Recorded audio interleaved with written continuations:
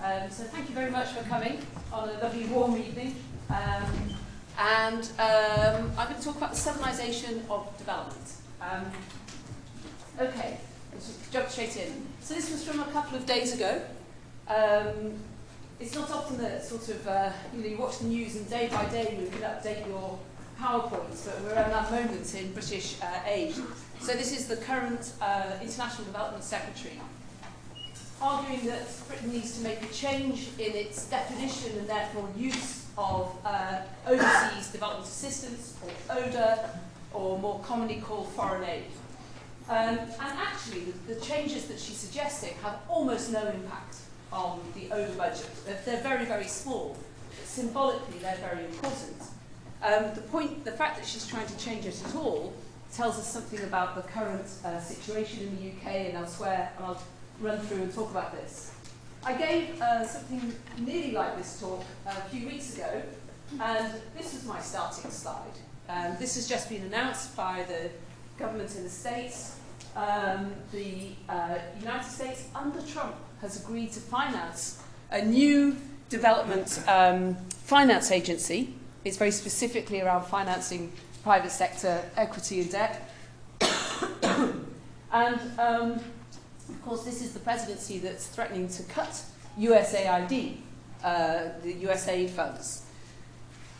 This new International Development Finance Corporation is very much pitched as part of the USAID's need to take the commercial battlefield with China on. So, but it's interesting that they are doing so specifically through a development institution, or at least through a development narrative, that they're using the Development Act and so on. So I'll come back to this about why these stories are so important. Some of you will be very familiar with this schematic by Gillian Hart, looking at the different sorts of international political economy regimes in relation to international development. For some years now, I've argued that, and Gillian Hart, I'm sure, would be the very first to say that it's a thin schematic. But, of course, what this schematic misses off is the southern story of development, of intentional development activity, and different sorts of ideological or programmatic regimes like the demand for the new international economic order. And then in more recent years, some of my work has been about what's happening post-2008. And that's where this present talk comes from. So what I want to argue is not just that the North is moving south. That's going to be my discussion today, if you like. But following David Hume and Rory Horner and others thinking about a more polycentric and more complex development landscape, we see across the development landscape today a really remarkable turbulence, and in many ways a very productive turbulence, convergence, collaboration, competition, co-option, and so on. To the extent that these simplistic, if you like, methodologically nationalist ideas exist, a few years ago, let's say 2000s, early 2000s, the question really was, in mainstream circles perhaps, how was the West going to socialise the rising powers, particularly China, of course, but India, Brazil and others, into the becoming proper donors. So people like Richard Manning were writing very intelligently. Richard Manning is not a sort of in any way a sort of simplistic drumbeater for the DAC, but writing about what the perceived desirability of a more cooperative and relationship between the DAC donors and the Southern donors. And then people like Adriana Abdano and João Fonseca, Devon Curtis, looking with more concern about this idea of the South being co-opted by the North, being kind of disciplined by the North. And if we think about the sort of long-standing tutelary tropes about the North teaching the South, this seems like just the last one of many before it, where the North would teach the South how to become proper donors. So a good example of this is Robert Zoellick talking in 2005 He said China's big, it's growing, it's going to influence the, So for the United States, the question is, how will China use its influence? And he says, we need to urge China to become a responsible stakeholder in the global system. I always want to point out at this point, Robert Zoellick was one of the original signatories to the project of the New American Century that urged in the late 1990s the invasion of Iraq, the moment they had an even kind of remotely plausible event. So this is not a man who ought to be talking about responsible world powers. Nonetheless, he doesn't stop him preaching at China. So my question then is what about a sort of north to south direction of travel? Is there what we could call, cautiously, a Southernisation of the international development regime? And I want to say from the start, I'm trying to stand back from any normative judgments over whether this is a good or a bad thing. We can come at the end and maybe to the questions. There's no inherent view that the Southernisation of development is simplistically good or bad. It's much more complicated, and we can talk about that maybe at the end. So before we get on with this, what's the problem with the title, if you like? Southernisation perhaps implies methodological nationalism. The idea of southern states, we're thinking about China, we're thinking about Brazil. But is that the sort of the appropriate unit of analysis? Are we falling into the territorial trap? Probably not really. That's where the vast majority of official southern development cooperation arises. But of course we need to be careful that we're not overly focusing our lens on the state.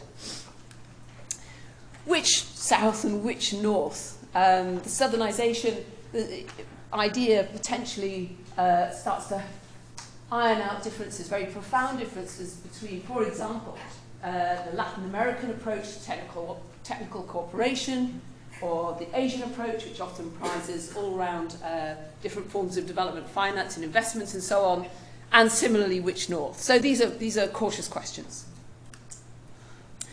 And then there's a really interesting one. When I come back to this question at the end, are we looking at what I'm going to argue could be seen as a form of Southernisation, shifts in northern donors and development partners in their narratives and practices and so on?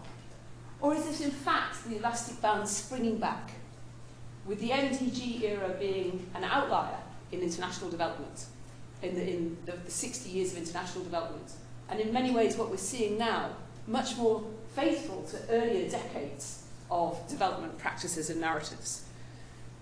Things like geostrategic primacy, the focus on infrastructure and growth, and even the value of authoritarian leadership. So, to look at it, we need to situate it in its more recent history, our current international development, debates, shifts, and so on. What's been going on in the preceding era? Well, if we kind of roughly call it the MDG era, Katie Willis sort of says it was an unprecedented period of international agreement about what constituted development, clear targets, and so forth. David Hume and Sakiko Fukuda-Pa have done work on this very useful paper looking at how poverty reduction moved to become what they call the central analytic of development. Its poverty reduction had always been assumed or even explicit, but it was an explicit product of growth. Now the MDGs moved poverty reduction to the heart of the international development effort. There was apparent global consensus.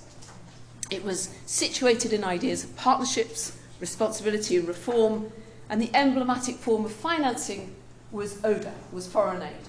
So the 2002 Monterey Financing for Development Conference, the primary efforts, not the only efforts, but the primary efforts were to raise the foreign aid expenditure of the DAC donors. The DAC donors, does everyone know this? The Organisation for Economic Cooperation and Development, basically the rich country club of donors.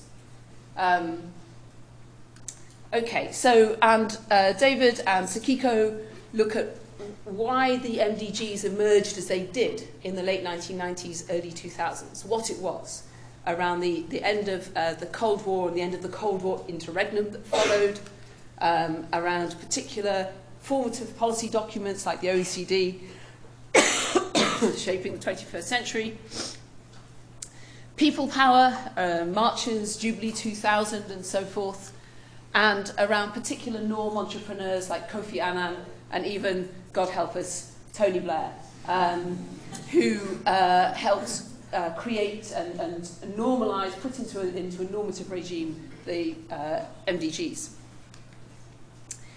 So parallel and closely intertwined with the MDGs was what's called the Paris process, which was based on the idea that both donors and recipients needed to seriously reform their aid practices and relationships in order to ensure aid effectiveness. The argument was that for decades the West had been pouring aid into the poor world, and there was very little to show for it, truthfully, that it was being either wasted or misapplied or so forth.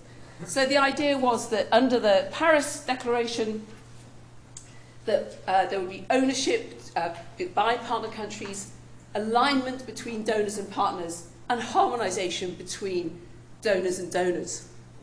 I've just realised I sound a bit like Theresa May when I... Wow.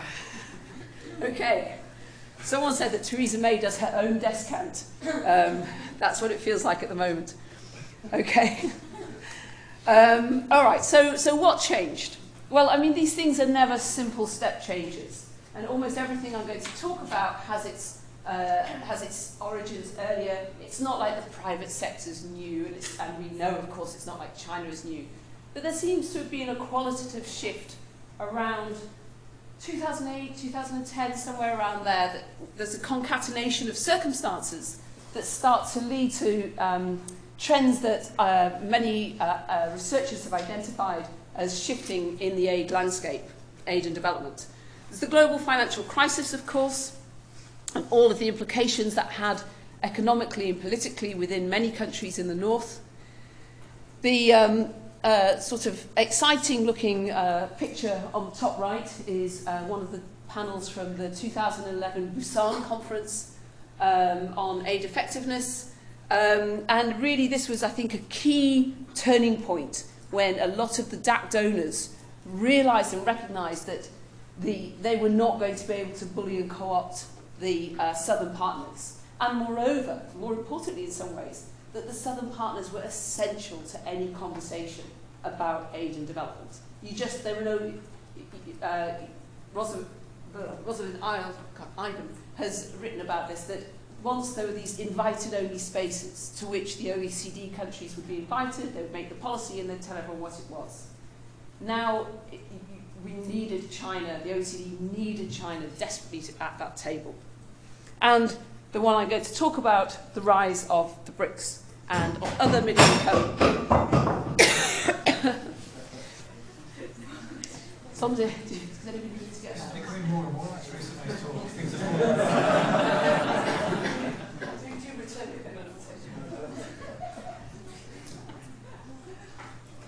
This is a litigious theatre. Okay, so of course what we see over the course of the new millennium is the remarkable success of many southern states as development partners and providers.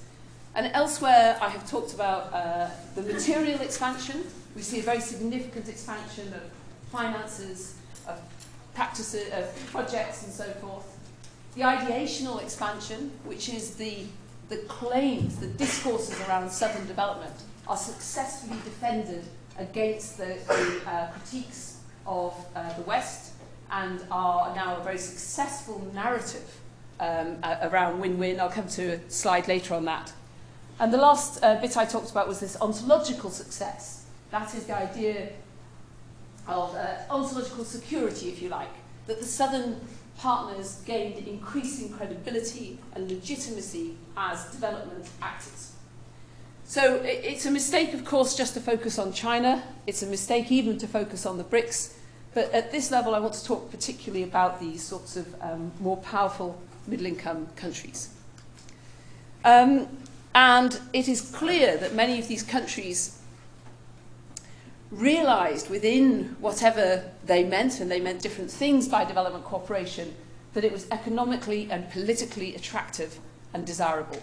So even as there was a decline in GDP growth earlier around sort of 2007 to 2009, the amount invested in, well, it's called foreign aid, and this is part of the problem. However, the OECD have calculated this, but on their own terms, if they've calculated it in the same way, it does show that to be growing. So it suggests that this is a valuable tool. And I'm sorry that this is a bit dated, this data, but it's certainly the same picture. Apart from Brazil, the other, certainly China and India, are both continuing to expand their financing. Okay, so what does all this mean? Why would the northern partners, and I'm going to take the example of the UK, what do we mean by heading south? So the UK here is a bit of a leader. It's very strong. It's a good example of what I'm going to argue, but it's really not the only one. It's not, we see this in the USA. Interestingly, we see it sometimes, I think most strongly, in what had previously been called the like-minded group.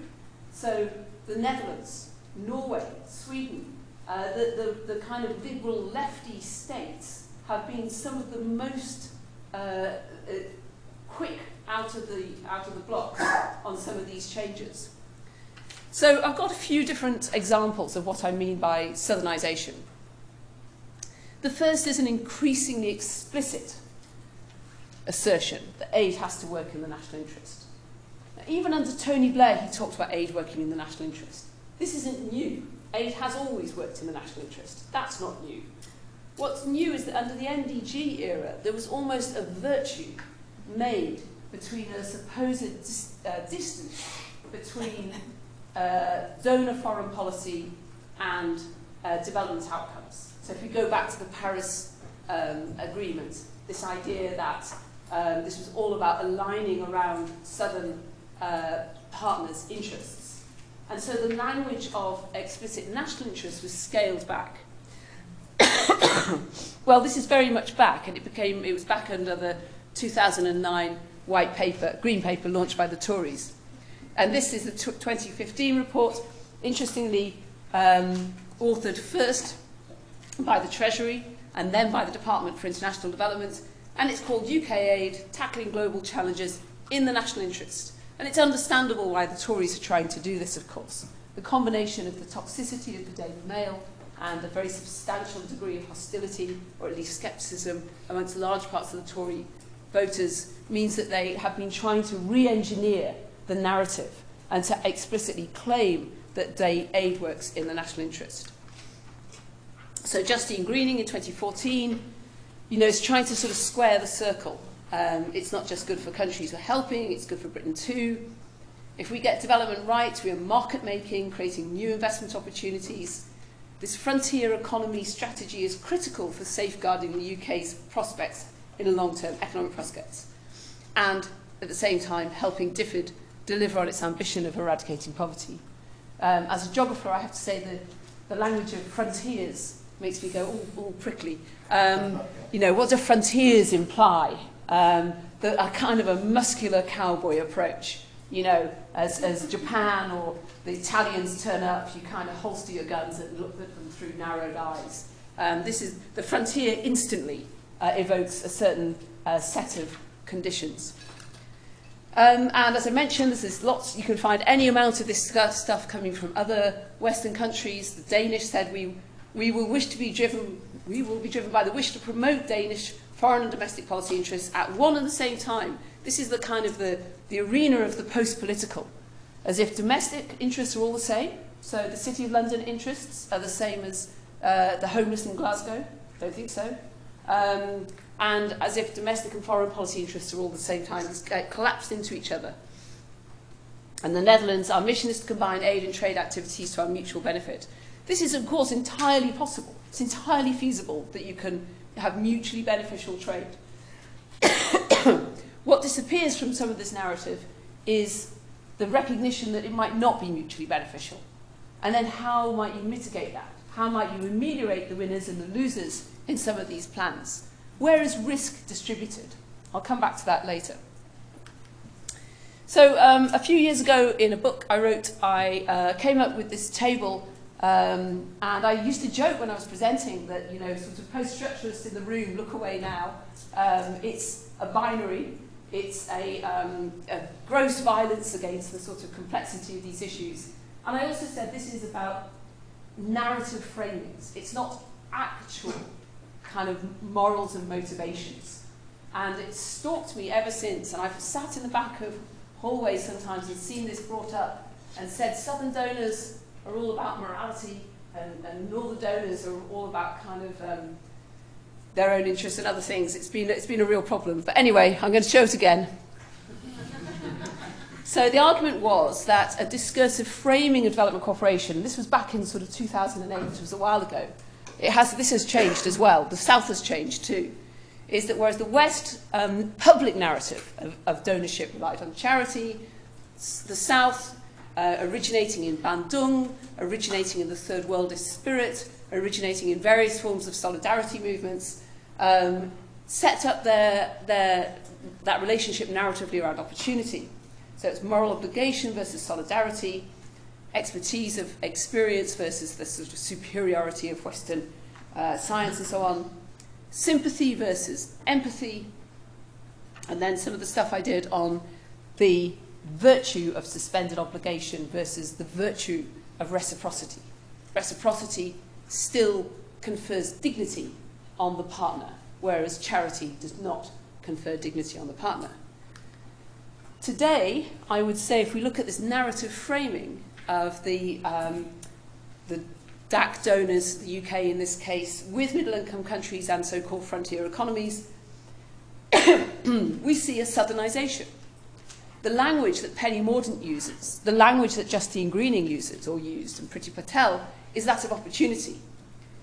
If you go back and look at Theresa May's South Africa speech, it's about opportunity for the UK and South Africa.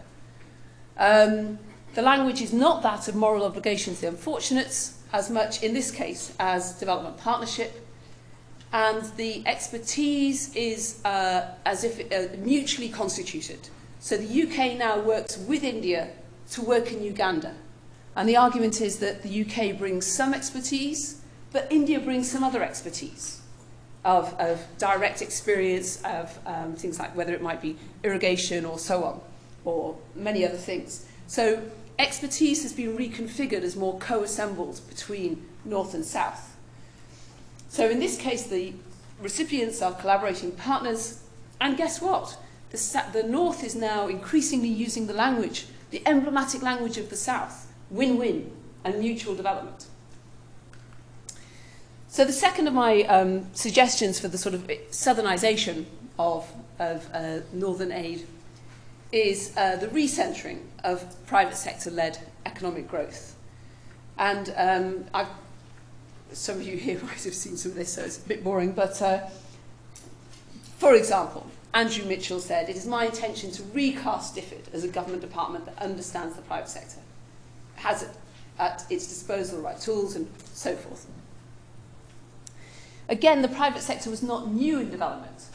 And some of this was not really about an external audience. Some of it was about appealing to Tory MPs and Tory voters and creating a kind of trying to argue that the New Labour, which has very successfully sort of commanded the international development reputation domestically, was a bunch of woolly liberals who just threw money out of helicopters. So as if New Labour hadn't been doing this. So there was a bit of an exaggeration, but nonetheless it also represented a programmatic shift in DFID's priorities and aims and ambitions to work with the private sector. So, oops, there's lots of examples. I'll have some water while you read that.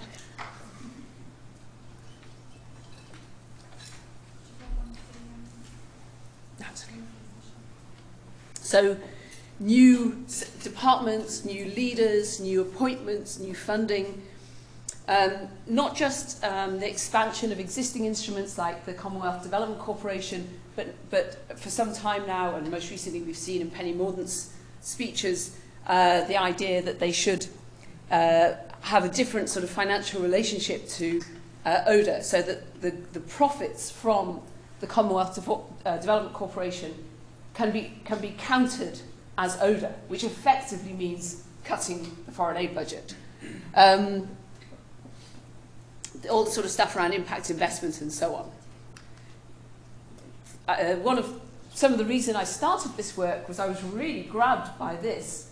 Back in 2013, I saw a story about Justine Greening giving her annual keynote address when she was Secretary of State for International Development from the floor of the London Stock Exchange, that well-known, ardent champion of global growth and equality. And she said, it's a win-win partnership, and she meant between the London Stock Exchange Group and DFID, which she launched. She says, the best run stock exchange in the world. It's like, okay. It's like the global financial crisis was 5 years ago, or not, it never happened. Will be offering their expertise to a region where capital markets are in their infancy. Again, another trope that always rears its head. And it also means the London Stock Exchange Group will have a fantastic positive relationship with these frontier economies as they take off. What this is doing, of course, is trying to compete with Dalal Street in Mumbai. It's trying to compete with Frankfurt. It's trying to compete with Wall Street. Is that as you provide training and partnerships with the London Stock Exchange, your new capital market makers are kind of in all sorts of ways personally, financial technologies, knowledge bases are locked into the London Stock Exchange groups rather than other competitors. So the third one is development diplomacy. So this is a tricky one because as it were, if you like, the supposed Daily Mail audience, I think we need to be a bit more careful than to assume the Daily Mail represents their audience, really have very little sense of just how much the UK aid budget allows it to punch above its weight in certain international settings. And it's a real issue now for DFID, as we see with Theresa May trying to make the case that we need to keep partnerships going with countries like India, China, South Africa, and so on. So development diplomacy is being the foreign aid establishment is being reworked to try to sustain the diplomatic benefits of the UK's presence in international development, sometimes with much lower budgets in certain countries. Externally, at an international level, back in, I think it was 2012, the UK fought very, very hard to be the DAC representative on the new Global Partnership for Effective Development Cooperation. Someone in, I think it was Norway, told me kind of the UK basically put its elbows out and trampled the other DAC donors to the door to secure that position because of the potential for influencing the shape of the future development cooperation partnership. So what's really interesting right now, I think, is the partnerships that are happening with India and China. So in the case of India, the UK aid budget's gone down from about £300 million a year, which typically went into large poverty reduction programs like rain-fed agriculture and Orissa, or big health programs in Uttar Pradesh, for better and for worse, with successes and failures. And it's now supposedly shrunk to about 30 million a year. In fact, there's all sorts of ways in which more money is going in and through Delhi. And what that's primarily doing is massaging economic and political relations with important Indian policymakers, politicians, and business people. So in the China example, we see the second UK-China Development Forum. So DFID is now funding these bilateral partnerships with powerful potential partners, potential competitors, to try and be in on the debate and to talk about this idea of the new collaborative partnership, which was, I mean, even 10 years ago, well, maybe 15 years ago, it really was nowhere on the radar in the MDGs that this sort of assemblage would be so important. Okay, and the last thing then is something I mentioned at the beginning, is the redefining, the rerouting of ODA, foreign aid. So foreign aid has long been the object of critique from different parts of right and left. It's also been the object of efforts to sustain it, to reform it from within the establishment and from sympathetic outsiders. Whatever you think about foreign aid, it's now seriously changing. So at the moment we've retained the 0.7 budget in the UK, but what has been going on in the last 5 years is the rerouting of that into things like the Global Challenges Research Fund, which I hope some people in this room have benefited from, but nonetheless one can make an argument about whether or not that's an opportunity cost for other possible spend. It's been increasingly directed through the Foreign Office or through the Department of Energy and Industrial Strategy. There's even been a target to reduce the amount of British ODA that goes through DFID down to sort of 78%, I think, at the moment, and probably more. So foreign aid is first of all being redefined, as we've seen with Penny Mordaunt's announcement of the CDC, and rerouted into things like the Prosperity Fund. So the Prosperity Fund narrative is not about direct poverty reduction. The Prosperity Fund narrative is about, let's say in this case, Thailand, is it Thailand? Or Southeast Asia, is that the UK and Southeast Asia business people and governments can work together to create economic growth and jobs, and that will lead to poverty reduction. Because we all know growth leads to poverty reduction, right? We've not been in this business for 60 years without knowing that growth, poverty reduction. You know, we are back, I described it at one conference, it's like Jurassic Park. Honestly, it's like the Tyrannosaurus of growth equals poverty reduction is back in the room and leaving development people, critical development scholars under the table thinking, what on earth has happened? Again, I just want to say that not all of these things are necessarily detrimental. It's as much about how they are pitched, about where the connective fabric lies.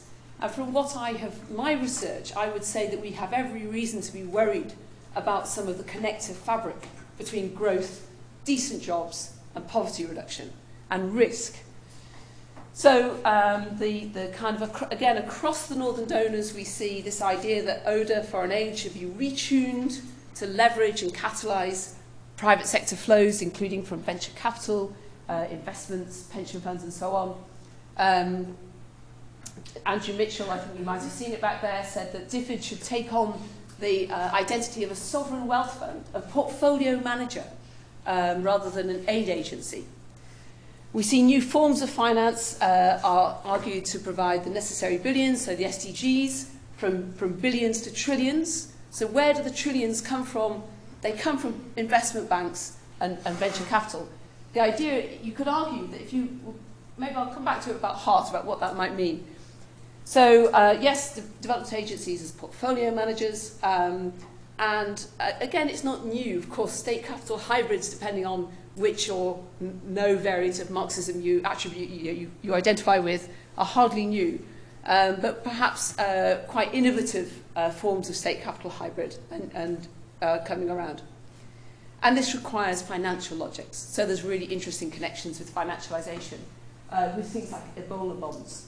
And if any of you are really interested in some of the very, very cutting-edge work in development, the sort of whole fintech dev, financial technology and development, financialization and development is fascinating.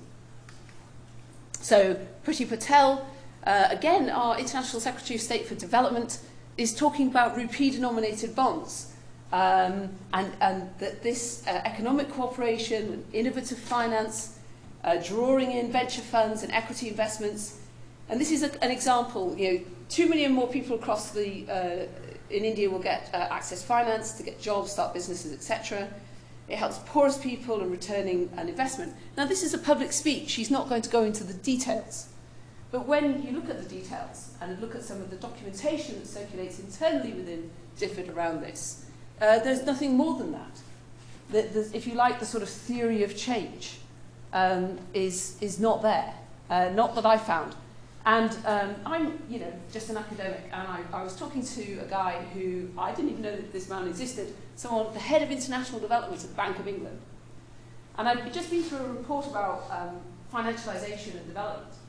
And the only risk that was mentioned all the way through of increasing the financialization of sub-Saharan Africa, so increasing the capitalization of their stock markets and things like that, the only way that risk was drawn into the debate was the risk to investors.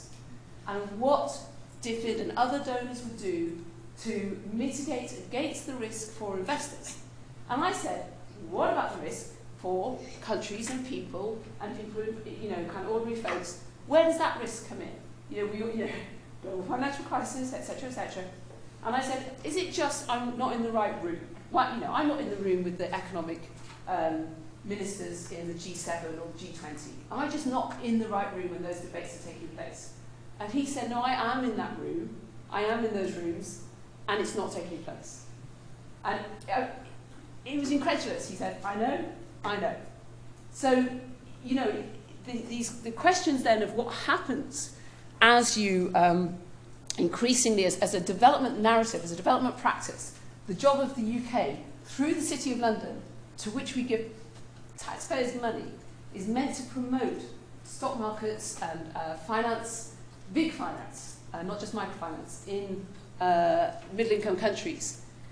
You know, again, you know, it's not so much the thing in itself; it's how it's located, and what the sorts of fabric are. And the fabric isn't there. Okay, so someone I always quote, really like a lot, Carroll and Jarvis. They argue that what international development is starting to become is risk mitigation for capital, including financial capital, the escorting of international capital. I love the idea of, you know, kind of the different sort of having a young lady on their arms as they take them into Ethiopia and say, don't worry, we'll keep you safe, has become a valued form of development policy, making many large infrastructure projects and other investments proceed with alacrity. I'm not so sure this is entirely true, actually. I think that there's interesting questions around inertia, friction, other things that aren't making that financialisation process nearly as easy as the juggernaut that it might appear to be. Okay, some conclusions. So I'd argue that if we take the UK, at the moment at least we're still seeing the reinvention of international development, not quite its redundancy, but this is a risky statement to make. It's still possible that we will see a cut just before the next election, for example, down to, say, 0.5% of GDP.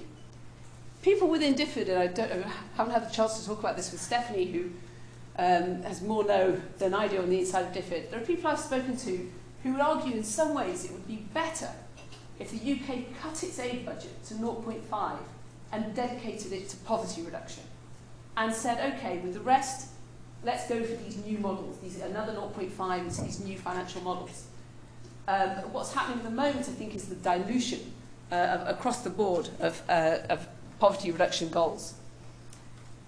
So the UK continues to seek a leadership role, institutionally, ideationally, although with Brexit and with a potential reduction in places, the places it needs it most, like China and India, that might not be the case. So, for example, in India, the UK is massively outcompeted by Japan in terms of being able to stump up these attractive, lower interest, mitigated loans.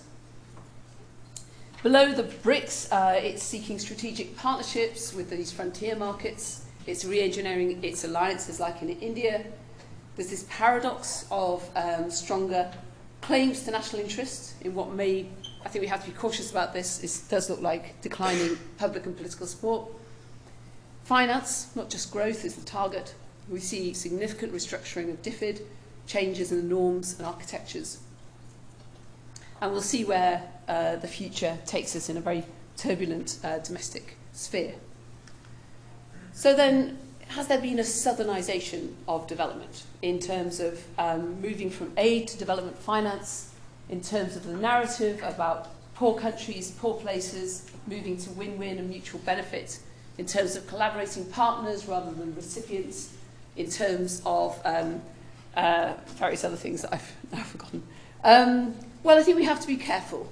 The UK just can't reinvent itself. It's trying to reinvent itself. The UK would love to be able to do what Japan does, but it can't quite do it yet within its interpretation of development assistance, governed as it still is by the 2002 International Development Act.